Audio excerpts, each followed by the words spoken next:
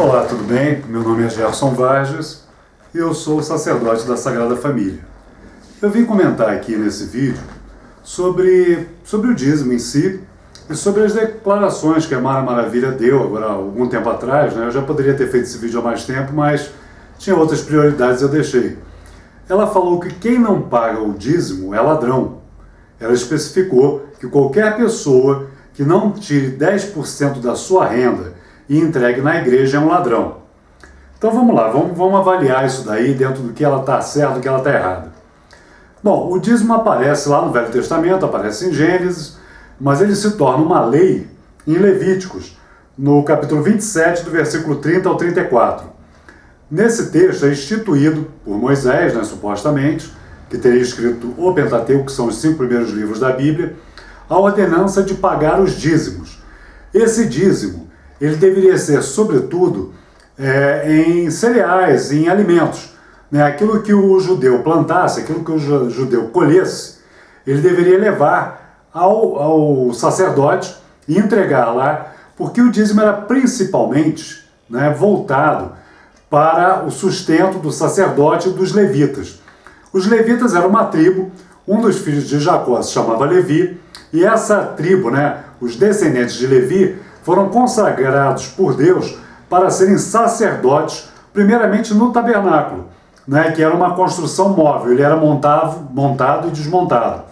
E depois no próprio templo, que seria edificado alguns anos, alguns séculos depois. Então era um imposto, na verdade, um imposto para sustento do templo. Isso naquela época lá do Velho Testamento valeu até enquanto existiu a nação de Israel, que foi destruída mais ou menos no ano 70 da era cristã. Na verdade, essa lei era uma lei fiscal, era uma lei de sustento para o centro da vida religiosa do povo judeu.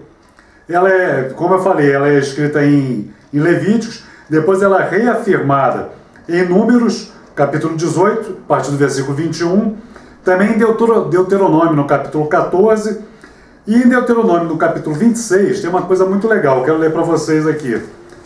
Capítulo 26, do 11 ao 13, que diz o seguinte, vamos achar aqui, e te alegrarás de todo o bem que o Senhor teu Deus tem dado a ti e a tua família, tu e o levita e o estrangeiro que está no meio de ti. Quando acabares de separar todos os dízimos dos produtos do terceiro ano, que é o ano dos dízimos, então os darás ao levita, ao estrangeiro, ao órfão e à viúva para que comam nas tuas cidades e se fartem. Olha que coisa interessante, aqui o dízimo é dito que não era só para levar lá para o templo, mas era também para ser distribuído e dividido com o estrangeiro que estivesse morando em Israel, com o levita que estivesse naquela cidade. Haviam várias cidades, era um país com várias cidades. Então era para ser distribuído e dividido com o levita que estivesse naquela cidade, não só para ser levado ao templo ou ao tabernáculo, com o órfão e com a viúva, e até mesmo para a pessoa comer daquilo e se fartar e se alegrar. Então veja que a concepção de dízimo ali no Velho Testamento era algo para ser dividido, não só com o levita, com o sacerdote, mas com o estrangeiro, com o órfão, com a viúva, e para o próprio dizimista comer. E ele só era convertido em dinheiro, em grana, quando a pessoa fosse viajar para onde estava o templo e não pudesse levar aquilo, ele deveria vender aquilo que era o dízimo, pegar o dinheiro, levar aonde estava o templo, dar ao sacerdote, mas também comprar coisa para ele mesmo comer. Então entendamos bem, era uma lei fiscal e era também uma lei de compaixão, porque era para ser distribuído e dividido com as pessoas necessitadas daquela época. Quando chega lá em Malaquias, que é o termo mais citado, né? Trazei todos os dízimos à casa do tesouro. Casa do tesouro por quê? Aí já existia um templo construído, não era mais tabernáculo. Para que o quê? Para que não faltasse mantimento para os sacerdotes e os levitas que moravam ali. Porque os sacerdotes e levitas moravam em grande número no templo e ao redor do templo. Então havia o levita que morava em outras cidades e o levita e os sacerdotes que moravam no templo. Então para que houvesse mantimento para aquele povo, para aqueles sacerdotes e levitas. E aí o Senhor diz, e fazei prova de mim para ver se não vou abrir as janelas e portas do céu e vou derramar sobre vocês tamanha bênção que farei transbordar os vossos celeiros. Ali é uma promessa. Ou seja, era uma lei, e naquele momento específico, durante o ministério do profeta Malaquias, também foi acrescentado como uma bênção. Se você cumprisse a lei fiscal, também seria abençoado. Então poderia-se dizer, porque ali Malaquias fala que aquele que não dava o dízimo era ladrão. Por quê? Porque era uma lei fiscal. O livro da lei, né, o Pentateuco, era a constituição da nação de Israel, do Estado de Israel. Então era uma constituição, uma lei sacerdotal, uma lei cerimonial, uma lei religiosa, uma lei fiscal, uma lei que tratava a respeito das posses de propriedades de gado, de escravos, de terrenos, de fazendas. Era uma lei também que falava, regulava como deveriam ser os casamentos que poderiam ter e que não poderiam ter. Era uma lei que regulava a alimentação do povo judeu. Então, quando Malaquias diz também que o judeu que não pagava o dízimo era ladrão, ele estava correto, não tinha nada de errado. Desde que você seja ou fosse um judeu. Eu não sei como é que é essa lei hoje em Israel. Naquele tempo era uma lei, era uma constituição, inclusive. Mas dizer, aí está o problema, que o cristão hoje, que não paga o dízimo, é um ladrão, ou pior ainda, dizer para o muçulmano, para o budista, para o católico, para o cara que é ateu, que se ele não dá o dízimo ele é um ladrão, é um equívoco grandioso e não só não tem apoio na Bíblia, como a própria Bíblia diz que quem diz isso não conhece a Bíblia, não sabe o que é, porque está confundindo uma lei no sentido jurídico, dada ao povo de Israel durante aquele período do Velho Testamento, com uma lei que nós temos hoje. Por exemplo, aqui no Brasil, nós temos uma Constituição, temos lei civil, lei penal, temos várias leis que regulam, acho que é lei civil e penal, né? Várias leis, lei fiscal, que regulam como deve ser o nosso procedimento e a nossa observância de leis aqui no Brasil. Então dizer isso, primeiro vai contra a lei e a Constituição brasileira. Segundo, vai contra a própria Bíblia. Eu quero citar aqui para você o livro de Gálatas, no Novo Testamento, é Paulo que escreveu. No capítulo 3, versículo 10 e 11, diz o seguinte: todos aqueles que são das obras da lei estão debaixo da maldição, pois está escrito: maldito todo aquele que não permanecer em todas as coisas que estão escritas no livro da lei, para fazê-las. Evidentemente, pela lei, ninguém será justificado diante de Deus, porque o justo viverá pela fé. Ou seja, se você quer viver debaixo da lei, então você tem que cumprir a lei. Mas diz que se você vai viver pela lei, você já não é mais da fé. E os cristãos vivem pela fé e não pela lei. A lei aqui, a lei mosaica. Então, quando você tenta resgatar algo da lei, como no caso o dízimo, para aplicar ao cristão que deve viver pela fé, tem um contrassenso aí. Ou você vive como cristão, ou você vive pela lei de Moisés, ou você vive pela fé em Cristo. E se você quer viver pela lei, então você está debaixo da maldição, porque você é obrigado a cumprir não uma lei, mas toda ela. E engana-se quem pensa que são só os 10 mandamentos. Os 10 mandamentos são o começo da lei. A lei total, se não me engano, tem mais de 600 artigos para ser cumpridos.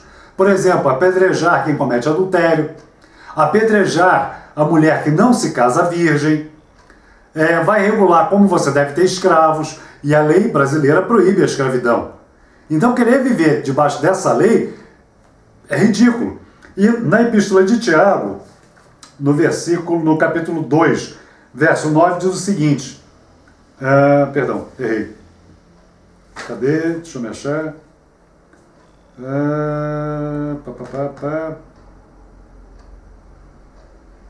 Mas se fazeis acepção de pessoas, cometei pecado, sendo arguidos pela lei como transgressores. Pois qualquer que guardar toda a lei, mas tropeçar em um só ponto, torna-se culpado de todos. 2, 9, 10, desculpa, estava certo. Então, se você quer viver pela lei, você tem que cumprir toda a lei. Se você não cumprir toda a lei mosaica, se você tropeçar num só artigo da lei mosaica, então você está descumprindo toda a lei e está em pecado debaixo de maldição. Ou seja, a Mara Maravilha, eu acredito que ela não tenha feito isso por mal. É o ensinamento que ela recebeu e ela não se aprofundou na compreensão do que é a graça. Ela está confundindo graça com lei. E hoje muitos pastores e muitos líderes religiosos pegam um artigo da lei, o dízimo, e prometem uma benção lá, mas não querem cumprir toda a lei. E aí dizem, não, mas isso caiu. Mas se caiu, caiu toda a lei. Eu estou usando a própria Bíblia para falar. Eu estou usando aqui a Epístola de Gálatas e a Epístola de Tiago para falar isso. Está escrito aqui, é só conferir, eu dei todas as referências. Então existe um entendimento muito equivocado sobre isso. E não são poucos os cristãos hoje que são enganados por isso e que cometem erros. Felizmente já existem muitas igrejas hoje que aboliram o dízimo e compreenderam que isso não é mais parte, isso não faz parte da nossa vida hoje sobre a graça. Eu ressalto aqui, se você resolveu dar o dízimo porque você entende que tudo precisa de dinheiro, seja clube de futebol, seja amigos que se reúnem para jogar futebol final de semana e alugar uma quadra, seja condomínio, seja qualquer coisa, precisa de dinheiro, partido político precisa de dinheiro, e você compreende isso e resolveu dar o dízimo, não por lei, por obrigação, e nem esperando uma bênção, porque aí é negociação, não é permuta. Deus, você me abençoa que eu te dou o dízimo. Ó, Deus, estou dando o dízimo, mas me abençoa. O que é uma compreensão errada. Deus já está abençoando sua vida.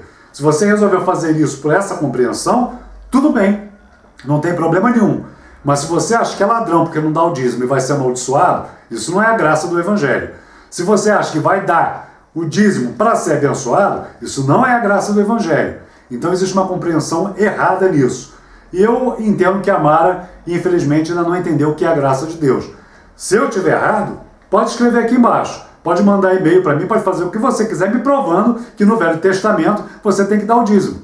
Jesus só cita o dízimo uma vez, quando ele está, vamos dizer assim, amaldiçoando os líderes religiosos de Israel por dizer que eles davam o dízimo do cominho, do hortelã, mas que não cumpriam a lei de misericórdia de acolher o órfão e a viúva e de acolher o estrangeiro. Então, na verdade, quando Jesus fala do dízimo no Novo Testamento, é para amaldiçoar aqueles que dão o dízimo, mas não têm misericórdia nem compaixão no coração.